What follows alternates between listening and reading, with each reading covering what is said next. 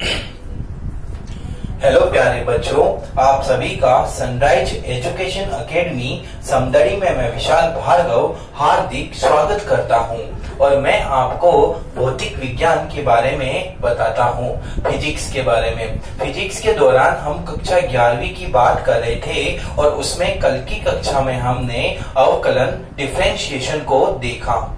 आज जो हम बात करने वाले हैं वो समाकलन की बात करेंगे, इंटीग्रेशन।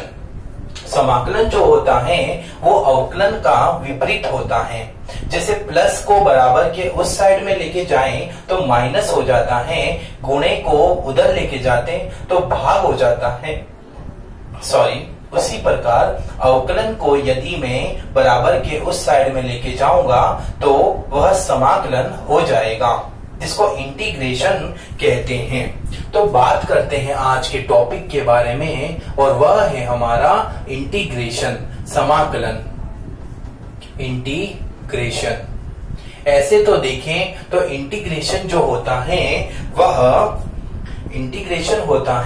वह बहुत ही वाइड एरिया में है, बहुत ही बड़ा है, लेकिन हमारे भौतिक विज्ञान में सीमित मात्रा में इंटीग्रेशन काम में आते हैं।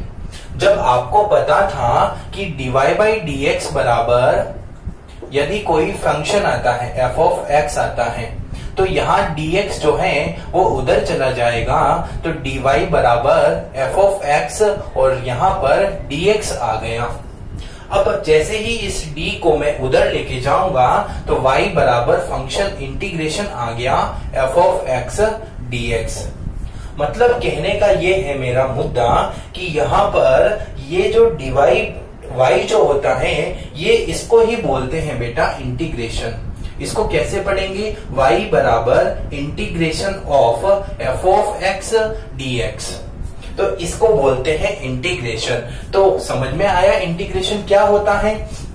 समाकलन का मतलब हो गया यहाँ पर इंटीग्रेशन में लेता हूं ये y dx, और y जो है वो फंक्शन होता है, फलन होता है, f of x होता है। मैंने कल की बात में बताया था फलन कितने थे हमारे पास में, 5-6 फलन हैं जिनके बारे में हमें पता रखना होता है, और 4-5 कुछ और अन्य बातें होती हैं जो भी हमें पता है तो हम आराम से इंटीग्रेशन कर सकते हैं। लेकिन इंटीग्रेशन को करने के दौरान हमें ये बात पता होनी चाहिए कि हमारे कोर्स में इंटीग्रेशन 2 प्रकार के हैं। एक तो है अनिश्चित समाकलन, जिसको बोलते हैं इंडेफिनेट,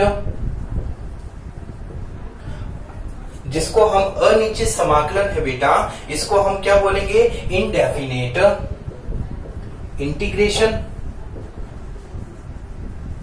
और एक होता है निश्चित समाकलन,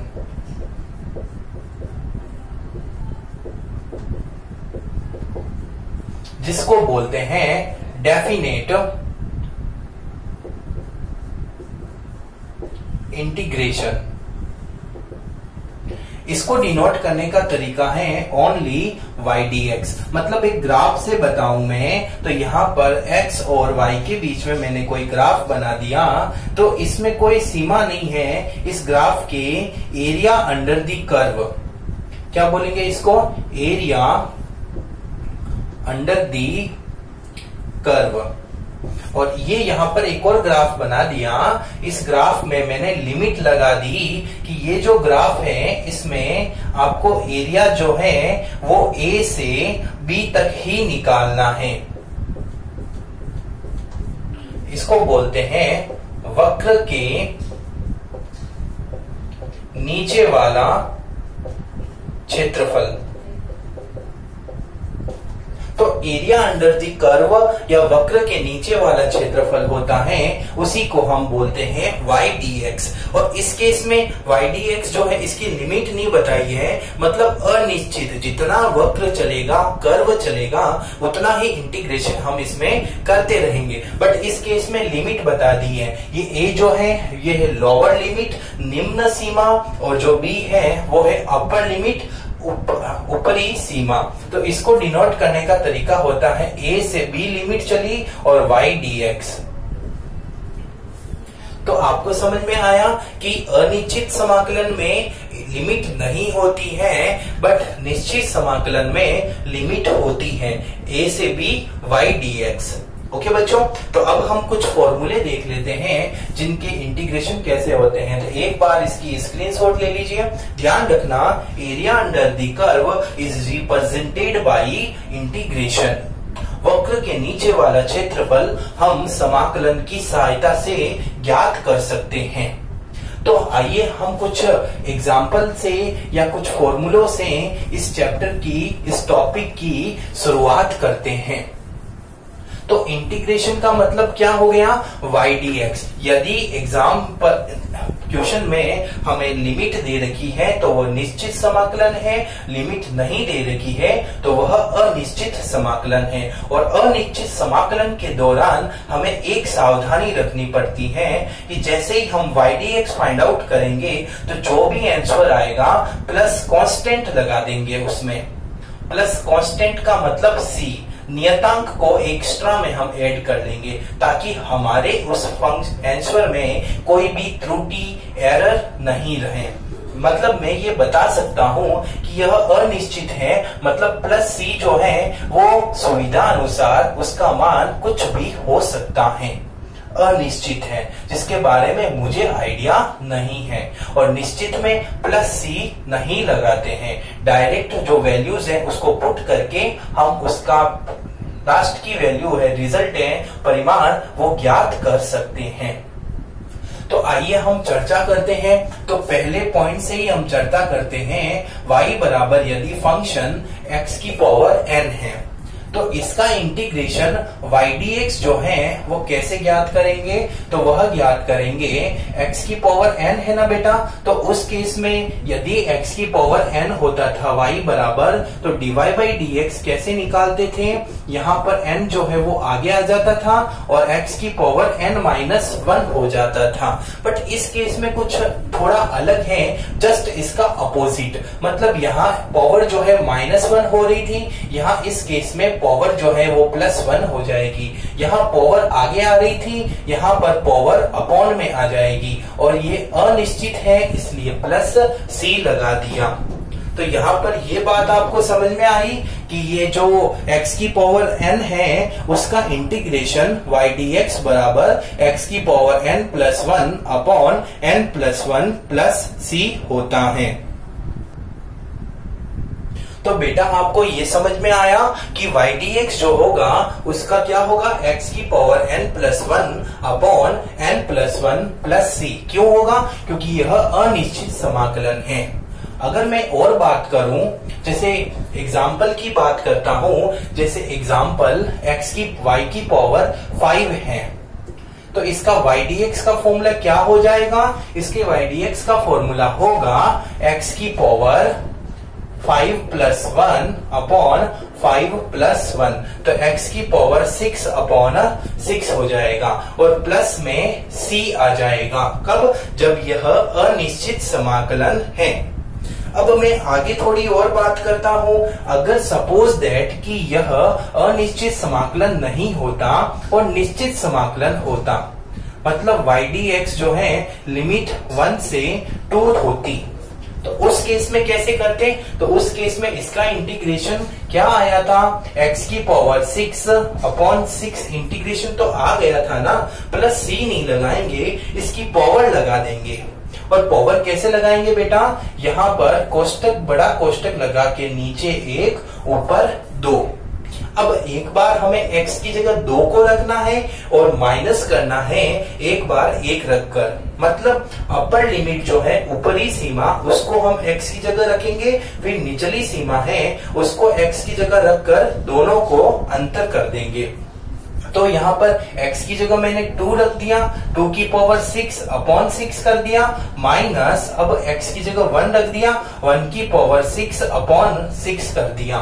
तो इसको सॉल्व करेंगे तो 2 की पावर 6 होती है वो कितनी होती है, तो 2 की पावर 6 होती है 64, -1 अपॉन 6, तो वैल्यू आ गई 63 अपॉन 6।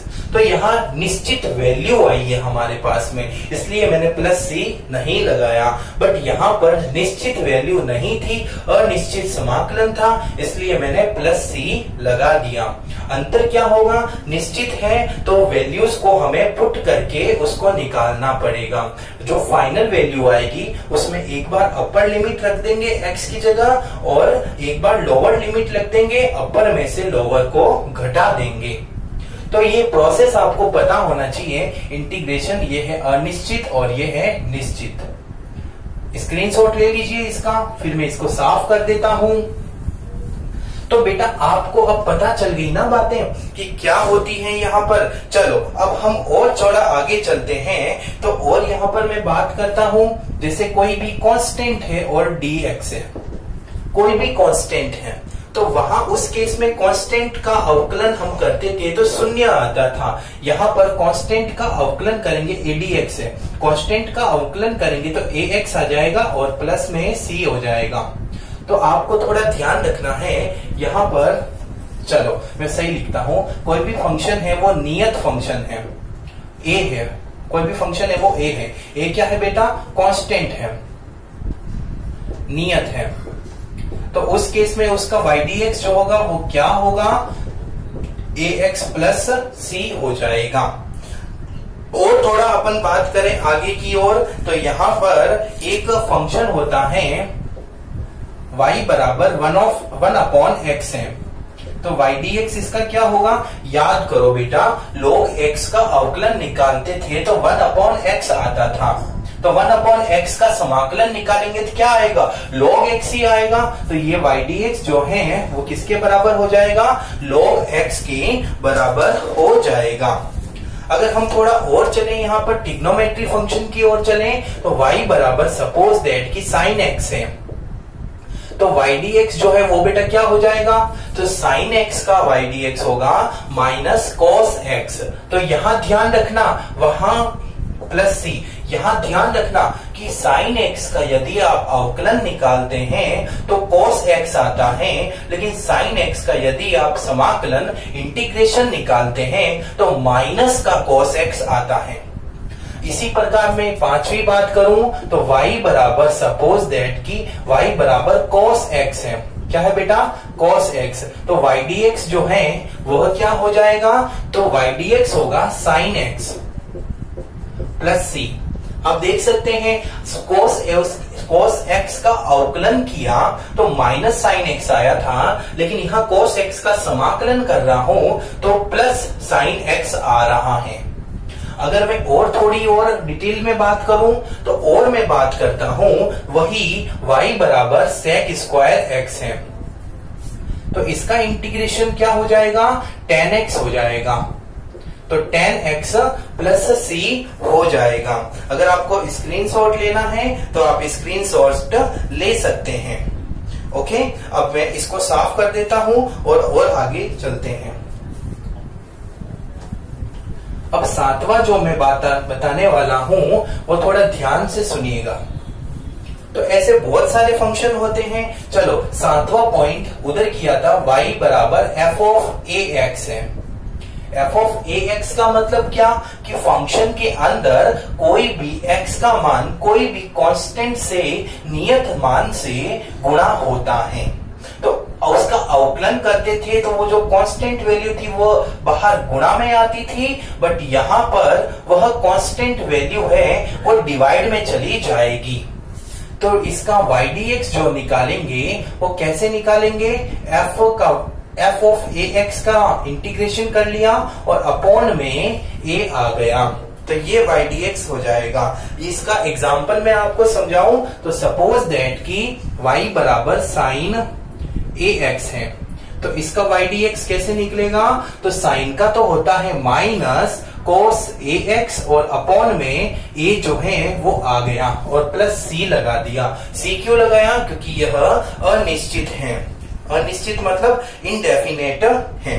अगर थोड़ा और हम बात करते हैं आगे तो एक्सपोनेंशियली फंक्शन की बात नहीं की मैंने, तो y बराबर e की पावर x है, तो उसका y dx क्या होगा, सेम आएगा उसका वाई डी एक्स क्या आएगा बेटा, सेम ही आएगा, e की पावर x प्लस c हो जाएगा। अगर मैं और थोड़ी बात करूं तो नोवा जो फंक्शन है वो y बराबर फंक्शन है 1/√a² माइनस एक्स स्क्वायर। क्या फंक्शन है, y बराबर √a² माइनस एक्स स्क्वायर। तो उसका क्या हो जाएगा वाई डी एक्स, उसका वाई डी एक्स हो जाएगा साइन इनवर्स x/a। और अनिश्चित है ना, इसलिए मैंने क्या लगा दिया यहाँ पर, प्लस c लगा दिया है। अगर मैं और थोड़ी बात करूं कि भाई कोई भी फंक्शन यदि जुड़ रहे हैं, मतलब 10वां बात करूं, कोई भी y बराबर f ऑफ x है और प्लस g ऑफ x है, तो उसका वाई डी एक्स क्या हो जाएगा आपके f ऑफ, एक बार इसका f ऑफ x का लेंगे इंटीग्रेशन, एक बार g ऑफ f का इंटीग्रेशन हम ले लेते हैं। अगर मैं थोड़ा और बात आगे चलूं तो मैं बात करता हूं बेटा, यहाँ पर ये जो फंक्शन है वो गुणा में है। किसमें है, गुणा में है। तो 11वां फंक्शन, यदि अब ये 11वां थोड़ा इंपॉर्टेंट है और थोड़ा लेंदी भी है, ये मैथ में आपके बहुत काम आता है बेटा, हमारे फिजिक्स में बहुत ही कम इसका काम आएगा, फिर भी हम लिख देते हैं कि y ऑफ f का भी फंक्शन है f ऑफ x गुणा g ऑफ x का। क्या है यहाँ पर, y ऑफ x जो है वो दो फंक्शनों का गुणा हो रहा है। किस किस से गुणा हो रहा है, f ऑफ x से और g ऑफ x से। तो हम इसका कैसे करेंगे बेटा, एक बार तो हम f ऑफ x को ऐसे के ऐसे रख देते हैं और इंटीग्रेशन करते हैं g ऑफ x का। क्या किया मैंने, f ऑफ x को ऐसे के ऐसे रख दिया और g ऑफ x का इंटीग्रेशन कर दिया। अब माइनस कर देंगे, माइनस करके इंटीग्रेशन करेंगे f ऑफ x का डिफरेंशिएशन और वापस g ऑफ x का इंटीग्रेशन कर देंगे। तो कैसे करेंगे, यहाँ पर माइनस लगा दिया, अब होल इंटीग्रेशन किया और dy बाई dx कर दिया, किसका, f ऑफ x का, और गुणा कर देंगे किससे, integration of g of x dx से। तो यहाँ पर ये चीज आपको समझ में आई, क्या बोला मैंने, y dx इसका क्या आएगा, f of x integration gx dx minus whole integration f of x का differentiation integration g of x का इंटीग्रेशन dx। तो ये थोड़ा फॉर्मूला आपके मैथ के पॉइंट ऑफ व्यू से बहुत इंपॉर्टेंट है, तो ये मैथ में आप देख लेना, बाकी हम बात कर चुके हैं। अब थोड़े एग्जाम्पल्स की बात करते हैं कि क्या एग्जाम्पल बनते हैं। स्क्रीनशॉट ले लीजिए इसका, ठीक है बेटा। अब थोड़े एग्जाम्पल की बात करते हैं हम, उदाहरण की। तो हमें उदाहरण देखने हैं और एग्जाम्पल में हम देखते हैं यहाँ पर y बराबर, सपोज दैट की क्वेश्चन में दे दिया y बराबर साइन 50x और आपको पूछा integration y dx find out करना है। तो साइन का क्या होता है बेटा, cos 50x और अपॉन में क्या हो जाएगा 50, x के साथ में है ना, x के साथ में जो भी कांस्टेंट वैल्यू आएगी वह इंटीग्रेशन में तो अपॉन में चली जाएगी तथा डिफरेंशिएशन में वह चीज मल्टीप्लाई हो जाती है। तो y dx देखा आपने। सब सिमिलरली एक और क्वेश्चन देखता हूं मैं, सपोज दैट कि मेरा फॉर्मूला है a बराबर b की पावर 5 प्लस साइन b। तो अब यहां पर इंटीग्रेशन करना है a db। अब देख सकते हैं यहां पर क्या लिखा, a db का मतलब क्या हुआ, a का b के सापेक्ष समाकलन, integration of a with respect to b। तो यहाँ y और x नहीं लेकर मैंने a और b ले लिया। तो b की पावर 5 है, इसका इंटीग्रेशन कैसे होगा, b की power 5 plus 1 upon 5 plus 1।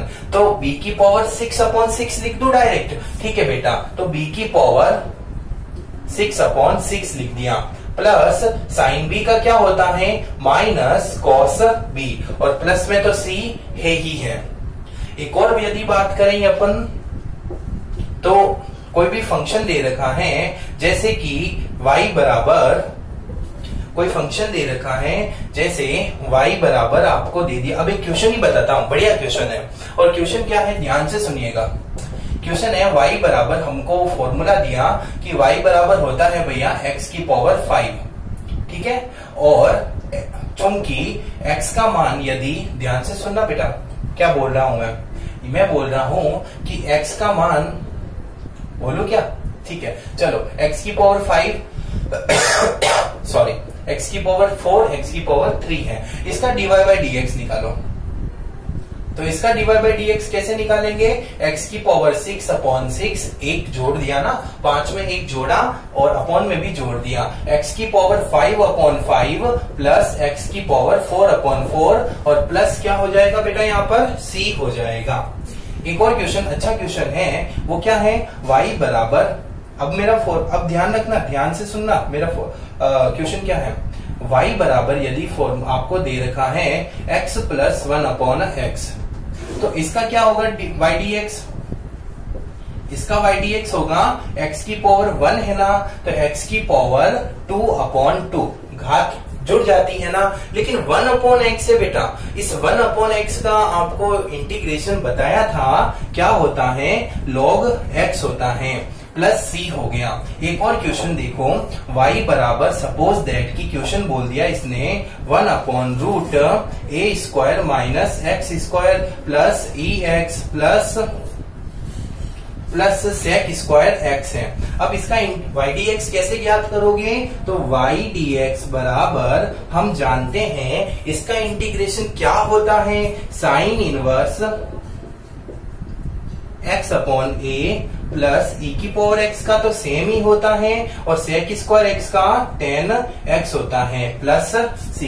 Screenshot ले लीजिए।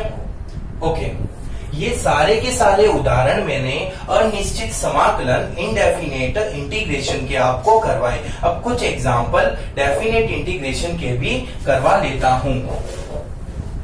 तो कुछ उदाहरण जो हैं वो डेफिनेट इंटीग्रेशन के अपन देख लेते हैं, ताकि हमें समाकलन से संबंधित कोई भी डाउट माइंड में नहीं रहे।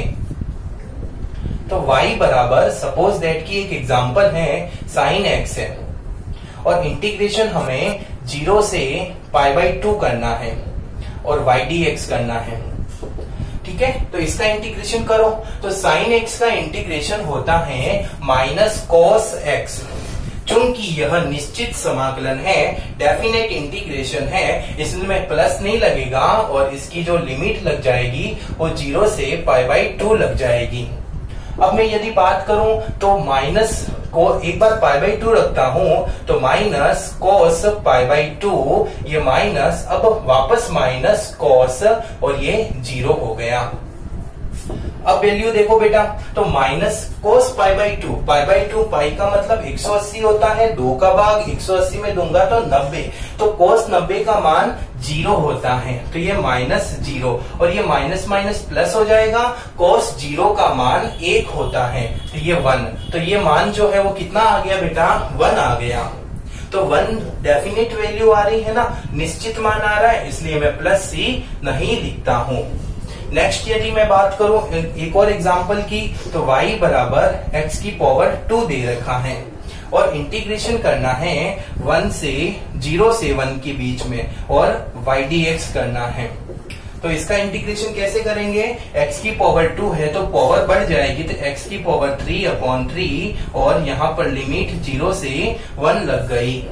एक बार अपर लिमिट रखो, तो यहाँ पर अपर लिमिट रखूंगा तो 1 की पावर 3/3 माइनस, एक बार लोअर लिमिट रखूं तो x की जगह 0 रख दिया और अपॉन 3 कर दिया, तो 1 की पावर 3 तो 1/3, और ये तो 0 हो गया, तो वैल्यू जो है वो हमारे पास में क्या आ गई, 1/3 आ गई।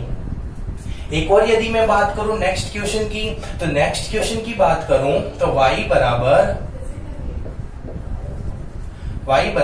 log x हो गया, और इंटीग्रेशन इसका लेना है अपन को, यहाँ पर e होता है, log x नहीं दे तो e है बेस, हमेशा ध्यान रखना। इंटीग्रेशन हमें लेना है e की पावर 1 से e की पावर 3, और यहाँ पर 1/x है और यहाँ पर y dx हमें फाइंड आउट करना है। तो हम जानते हैं बेटा कि यहाँ पर 1/x है, तो इंटीग्रेशन जो है, चलो समझना है तो समझ लो, बोली ये भी सिंपल ही है, कोई टफ नहीं है। आप थोड़ा इसमें लॉगरिथम वाला कंसेप्ट आ जाएगा तो डरना मत, अगली कक्षा में हम लॉगरिथम को भी लेंगे। तब तक के लिए इस बात को थोड़ा धैर्य बनाए रखना, इसमें डाउट मत लाना प्लीज। तो चलो आगे चलते हैं। तो 1/x का इंटीग्रेशन क्या होता है, log बेस e और x होता है इंटीग्रेशन, और लिमिट जो लग जाएगी वो e की पावर 1 से e की पावर 3 लग जाएगी। अब मैं अपर लिमिट रखूं तो एक बार अपर लिमिट रखूंगा तो log की बेस e है और इंटीग्रेशन e की पावर 3 हो जाएगी, माइनस log बेस जो है e और इंटीग्रेशन 1 हो जाएगा। अब बेटा देखो यहाँ पर log e है बेस में और e की पावर 3 है, तो ये 3 बाहर आ सकता है, तो ये 3 जो आ गया बाहर, log बेस e और e हो गया, माइनस ये 1 बाहर आ गया, तो बात तो एक ही है, log e हो गई।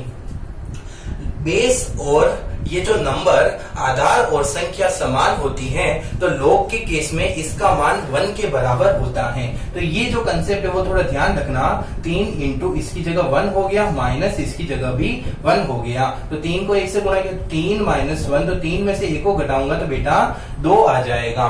तो ये है आपके निश्चित समाकलन के उदाहरण, कुछ उदाहरण एग्जाम्पल है।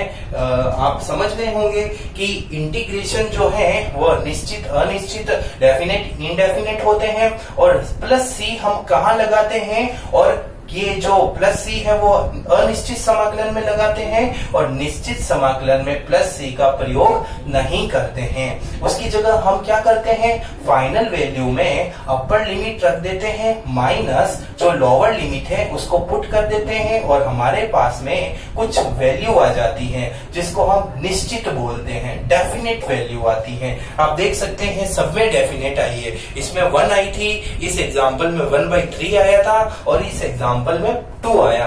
इसमें प्लस सी लगाकर हमें अपने आंसर को गलत नहीं बनाना है। तो मेरी बात आपको ये समझ में आई, तो स्क्रीनशॉट ले लिया होगा। अब हम बात कर देते हैं इसके अनुप्रयोग की। तो इसके एप्लीकेशन जो है बेटा वो हम देख लेते हैं।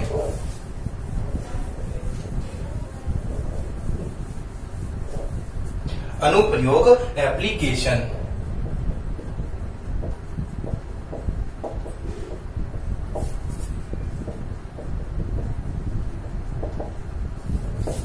पहला एप्लीकेशन मैंने आपको बताया, वक्र के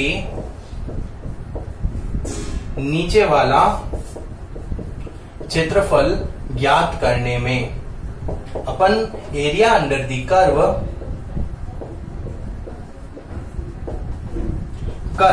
फाइंड आउट कर सकते हैं इसकी हेल्प से। दूसरा एप्लीकेशन यदि मैं बात करूं तो ध्यान रखना, यदि आपको क्षेत्रफल दे रखा है, क्या दे रखा है, क्षेत्रफल, तो उससे आप आयतन निकाल सकते हो। इंटीग्रेशन दे रखा है मतलब आपको एरिया दे रखा है, उस एरिया से आप वॉल्यूम निकाल सकते हो। किसकी सहायता से, समाकलन की सहायता से। सूत्र के रूप में यदि मैं बात करना चाहूं तो सूत्र के रूप में मैं बोल सकता हूं v बराबर a dx होता है। v का मतलब वेलोसिटी, वेग, a का मतलब त्वरण, और dt होता है टाइम, t का मतलब टाइम। समय के साथ यदि त्वरण का अवकलन करता हूं तो वेग प्राप्त होता है।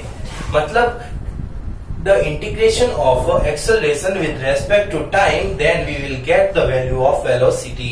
और मैं यदि बात करूं तो क्या बात कर सकता हूं कि x बराबर v dt होता है। मतलब क्या, मतलब कि वेलोसिटी का टाइम के रिलेटेड में इंटीग्रेशन समाकलन करता हूं तो मुझे विस्थापन, डिस्प्लेसमेंट प्राप्त होता है। इस प्रकार के बहुतों सारे एग्जाम्पल या बहुत सारे फॉर्मूले हैं जो हमारे इंटीग्रेशन से सॉल्व हो जाते हैं। यदि मैं और अच्छी बात करूं तो कोई भी फंक्शन का एवरेज वैल्यू हमें फाइंड आउट करनी है, मतलब औसत मान, किसी भी फंक्शन का औसत मान, यदि हमें फलन का औसत मान ज्ञात करना है तो इंटीग्रेशन का रोल बहुत ही ज्यादा इंपॉर्टेंट है। तो बेटा आपको बात समझ में आई क्या कि इंटीग्रेशन जो होता है वह क्या होता है, अवकलन का जस्ट अपोजिट। जैसे प्लस का माइनस होता है, गुणा का भाग होता है, लघु गुणक फलन का चरघातांकीय फलन होता है, मतलब log x का e की पावर x होता है। उसी प्रकार अवकलन का समाकलन होता है, डिफरेंशिएशन का इंटीग्रेशन होता है।